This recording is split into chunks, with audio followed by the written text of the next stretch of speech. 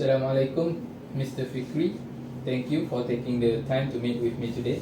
I'm conducting this interview as part of a project to understand how organizational behavior principles are applied in real world settings, specifically in logistics.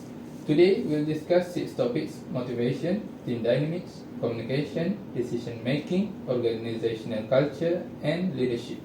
Let's start with motivation. Motivation is crucial in logistics, where employees face tight deadlines and high-pressure situations. Can you share the strategies you use to keep your team motivated? Okay. Waalaikumsalam. Thanks for the opportunity. So first, at SPS Express, employee motivation is critical to sustaining efficiency and morale in a high-pressure environment.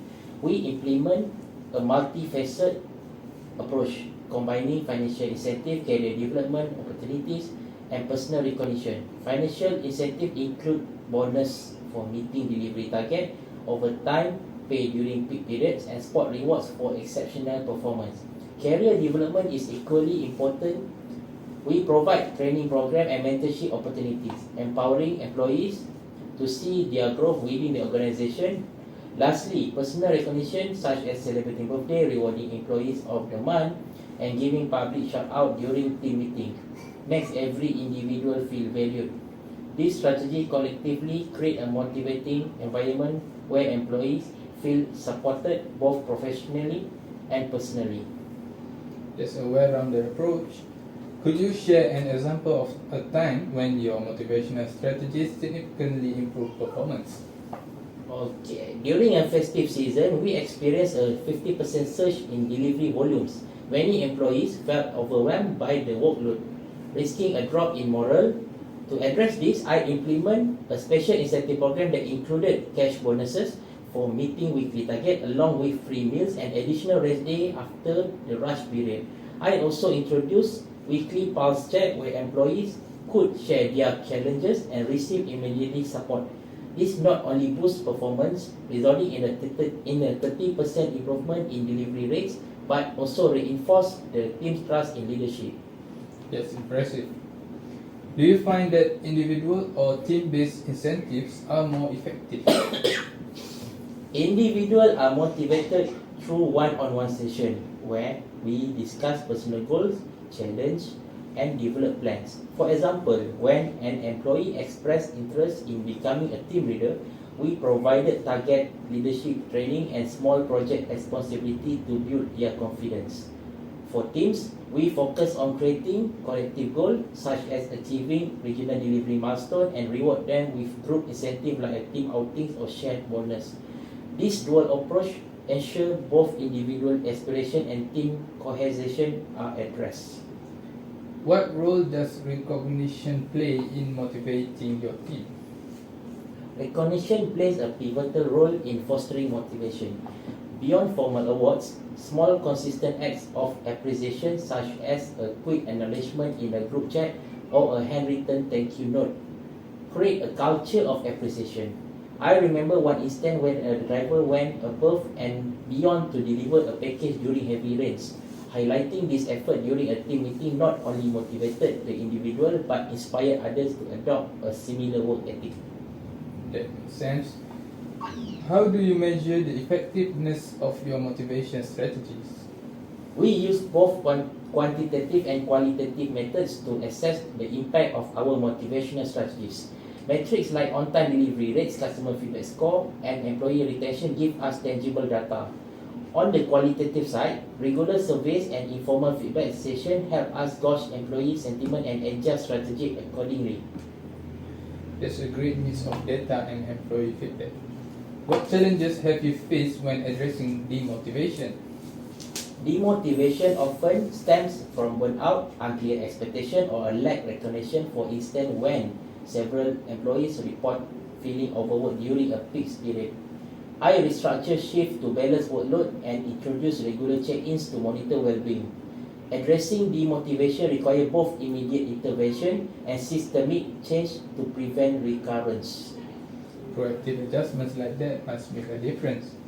What unique motivational challenges do you face in the logistics industry? Logistics face unique challenges such as high workload, tight deadline, and external factors like traffic or weather. Maintaining motivation requires the proactive approach, such as providing resources like optimized route planning tools, operating wellness initiatives like short mindfulness sessions during breaks. Let's move on to our topic, group or team dynamics. Teamwork is critical in logistics. How do you ensure effective collaboration within your teams? Collaboration is at the heart of effective logistics as SPS Express. We foster collaboration by promoting open communication, setting shared goals, and encouraging mutual accountability. For instance, during a regional delivery optimization project, we brought together driver, warehouse staff, and dispatch coordinator to brainstorm solutions. By ensuring everyone's input was heard, we developed a system that improved delivery efficiency by 25%. That's a fantastic example. How do you handle conflicts when they arise within a team? Conflict can arise in a dynamic environment, especially when deadlines are tight. I once encountered a situation where two team members disagreed over route assignment. Instead of letting the conflict escalate, I organized a meditation session where both parties could express their perspective. By implementing a rotation system for assignment, we resolve the conflict and ensure fairness, strengthening team cohesion. That's a practical approach. How do you monitor team performance and ensure they are aligned with organizational goals? Actually, we use performance dashboard to monitor metrics like average delivery time, package accuracy rates, and customer satisfaction. Weekly team review also allow us to discuss performance openly and identify areas for improvement. Celebrating small wins during this review help keep the team motivated. Recognizing achievements must help maintain morale. How do you encourage creativity within your teams? Creativity in logistics often translates to innovative problem solving. For example, I encourage teams to suggest ideas for reducing delay. One suggestion staggered delivery slot during peak hours, significantly reduce congestion and improve delivery times. To reward creativity, we implement successful ideas and recognize contributors during team meetings. Innovation from employees is a sign of strong engagement. How do you ensure that all team members stay engaged? Team engagement is maintained through regular communication, shared goals, and opportunity for professional growth. Weekly check-in provide a forum for feedback, while team building activities like friendly competition or social outing help build trust and camaraderie. That's a great development strategy. How do you address underperformance within the team? Addressing underperformance requires empathy and clarity. I start to understanding the root cause through one-on-one discussion. For example, a driver who was consistently late shared that they were struggling with route complexities. I pair them with a mentor and provide additional training, leading to a noticeable improvement. Empathy and support go a long way in those situations. What are the key indicators of a high-performing team in your organization? High-performing teams demonstrate seamless communication, strong accountability, and proactive approach to challenges. This team consistently meets delivery target, resolve issues independently, and receive positive feedback from customers. Now move on to our next topic, communication. Effective communication is vital in logistics. What methods do you find most effective? Effective communication in logistics requires a mix of real-time tools and structured channels. At SPX Express, we rely on instant messaging apps like WhatsApp for quick updates, email for detailed instruction, and physical bulletin board at hub for shift schedule and updates. Daily team huddles ensure alignment, and weekly leadership meetings provide a platform for addressing larger issues. It's great that you use different tools for different purposes. How do you ensure clarity across these channels? Clarity in communication is achieved through repetition and visual aids. After team meetings, I send out follow-up email summarizing key points and actions. For operational instruction, we use infographic and flowcharts to make information accessible to everyone, regardless of their level of expertise. That's a smart approach. Can you share an example of resolving a communication breakdown?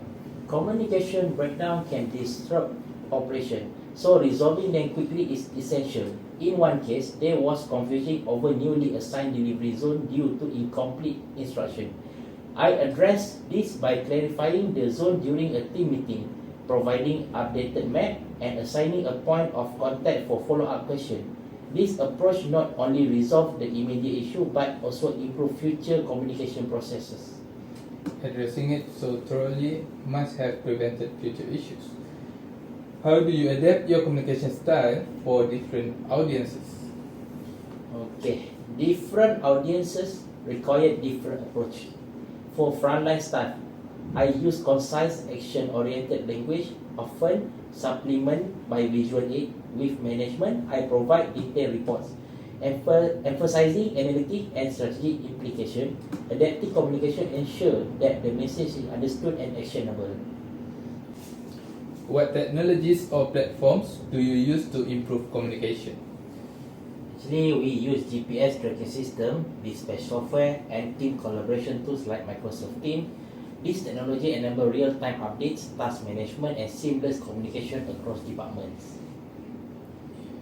Adapting to your audience must help get messages across effectively. How do you handle resistance to new communication tools? When implementing a new communication tool, some employees were initially resistant due to unfamiliarity. I organized hands-on training sessions, provided FAQs, and highlighted how the tool would make the job easier. Gradually, adoption increased as they saw its practical benefit. Training must ease the transition. How do you measure the success of communication in your teams? We measure communication effectively through team feedback, the speed of issue resolution, and the accuracy of task completion. For example, fewer missed delivery and faster response time indicate that communication channels are functioning well. Let's move to decision making. Decision making in logistics often needs to be both quick and precise. Can you describe your process for making decisions? Decision making in logistics requires precision and agility, especially in a fast-paced environment like SPS Express. I follow a structured approach starting with problem identification. For example, when facing delays in a high-demand region, I first analyze the root cause, whether it was due to traffic, staffing issue, or system inefficiency. Then I gathered data such as delivery time metric, employee feedback, and customer complaints. After identifying the option, I held discussion with team leads, the regional manager, to evaluate the feasibility of each solution. Once the decision is made, like implementing a staggered delivery schedule, I communicate it clearly to all stakeholders with timelines and monitor implementation closely. Post-decision, I assess outcome using KPIs like delivery success rate and customer satisfaction score to ensure continuous improvement. That's a systematic approach. Can you share an example of a challenging decision you had to make? In logistics, data is king, but intuition bridges the gap where the data cannot provide context. For instance, we use advanced analytics to optimize delivery routes, but intuition comes into play when deciding how to handle unforeseen circumstances, like weather disruption. A decision supported by data might suggest delaying delivering, but my intuition, based on past experience, might lead me to redeploy resources to unaffected areas instead. This blend ensures decisions are robust and adaptable. It sounds like a delicate balance. How do you incorporate data and intuition into your decision making? I strongly believe in empowering my team by involving them in the decision-making process. When we were planning to expand same-day delivery services, I organized a series of brainstorming sessions with driver, warehouse staff, and regional coordinators. Their hands-on insight revealed challenges like package handling during peak hours and suggestions for overcoming them. Their involvement not only led to better decisions but also fostered ownership and accountability. That combination of logic and empathy seems essential. How do you involve your team in the decision-making process? During the COVID-19 lockdowns, we had to decide how to manage deliveries of essential goods by ensuring the safety of our employees. This involved quickly adapting to new protocol, securing PPE and redesigning delivery routes to minimize contact. The decision required balancing employee safety with operational demands, and it was made collaborative with input from health experts, the HR department and operational lead.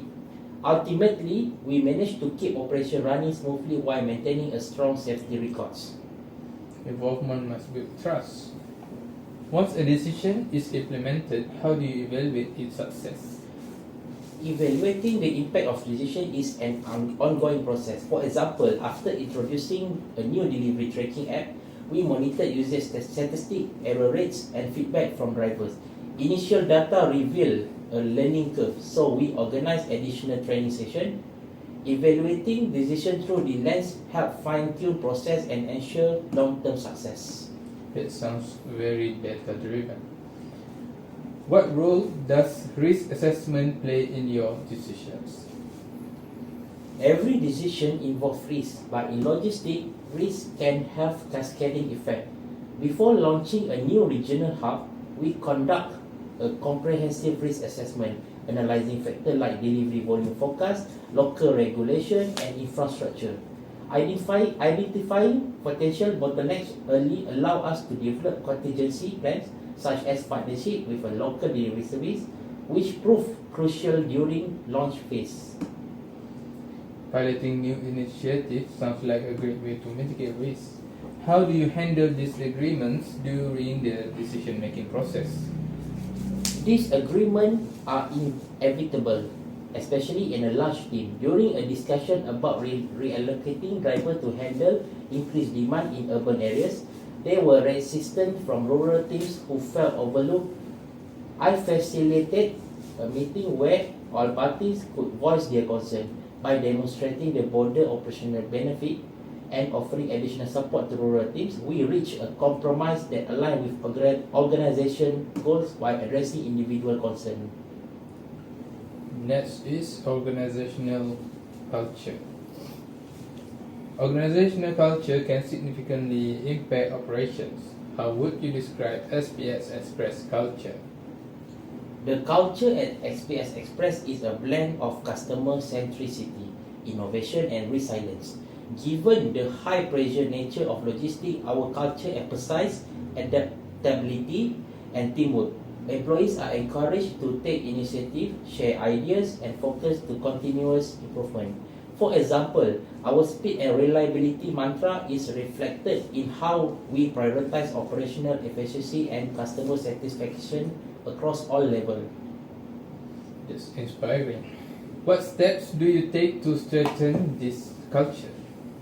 We actively strengthen our culture through initiatives like recognition program, cross-departmental collaboration, and leadership visibility. For instance, our quarterly town halls brings together employees and all levels to celebrate achievement, discuss challenges, and reinforce our core value. This event also include Q&A session where employees can interact directly with leadership, fostering a sense of inclusivity and transparency. That level of transparency must build trust. How do you address cultural misalignment within your teams? Cultural misalignment can arise in diverse teams, especially during rapid growth. For example, when onboarding new employees, we noticed inconsistencies in how value like customer commitment were being communicated. To address this, we standardized onboarding process and introduced a mentorship program where senior employees can guide newcomers and ensuring alignment with organization value. That's a proactive approach. What role does leadership play in shaping organizational culture? Leaders are the torchbearer of culture. At SPS Express, I make it a point to lead by example, whether it's showing accountability in decision making or prioritizing employee well-being during high-stress period. Regularly highlighting employees who embody our value during team meeting also reinforce cultural norms and expectations. Leading by example must resonate with your team. Can you share an example of a cultural transformation you have led? During our transition to more sustainable operation, there was initial resistance due to perceived cost implication. By highlighting long-term benefit like reduced environmental impact and cost saving, and involving employees in implementing small changes such as route optimization to reduce fuel consumption, we gradually shift the cultural mindset towards sustainability. Sustainability is an excellent initiative. How do you maintain consistency in organizational culture as the company grows? Consistency is maintained by embedding our value into every aspect of operation, from hiring criteria to performance reviews. We also use storytelling during training sessions to connect employees with the company journey and value, creating a shared sense of purpose. That's a great way to ensure alignment. How does the culture influence employee retention? A positive culture directly impacts retention. Employees stay when they feel valued and connected to the organization. For instance, during a peak season, we provided extra rest day and celebrate team achievement, which helped boost morale and reduce turnover despite the increased workload. Oh, let's move on to our last topic, that is leadership. Leadership is key to driving organizational success. How would you describe your leadership style? My leadership style is participative, with an emphasis of collaboration and inclusivity. I believe the best solution comes from leveraging the collective wisdom of the team. For example, when facing operational bottlenecks, I involve team members at every level to brainstorm solutions. However, in critical situations such as system outages, I adopt more directive approach to ensure swift decision making and execution. That flexibility must be valuable. Can you share an example of when you had to adjust your leadership style? Leadership style need to evolve based on circumstances. During a regional expansion, I initially relied on participative leadership to understand local challenge and build rapport with new teams. However, as launch deadline approaches, I shift to a more hands-on approach to ensure tasks were complete efficiently. Adapting to the situation is crucial. How do you inspire your team to achieve organizational goals? I inspire the team by setting clear goals, celebrating milestones, and leading by example. During a challenging delivery season, I personally join the ground team to understand their difficulties and motivate them. This not only boosts their morale but also demonstrates that leadership is about serving the team. That's a great way to connect with your team. What leadership challenges have you faced and how did you overcome them?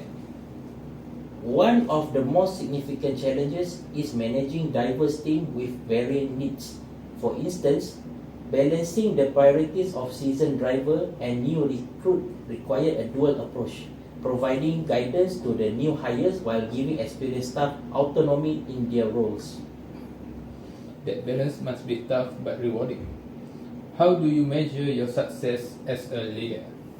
Leadership success is reflected in team performance, employee satisfaction, and alignment with organizational goals. Regular feedback surveys, performance metrics, and retention rates provide quantitative insight while team morale and collaboration offer qualitative indicators. That's a meaningful indicator. How do you develop leadership skills in others? I mentor aspiring leaders by assigning them responsibilities such as leading smaller projects or coordinating team activities. For example, I recently guided a junior manager in handling a regional route optimization project, which boosts their confidence and prepare them for the large roles. Mentorship sounds impactful. Can you share a leadership challenge you faced and how you resolve it? A notable challenge was implementing a new logistics software system. Initial resistance stemmed from a lack of understanding and fear of change. I addressed this by organization training session, providing one-on-one coaching for those struggling and highlighting the long-term benefit.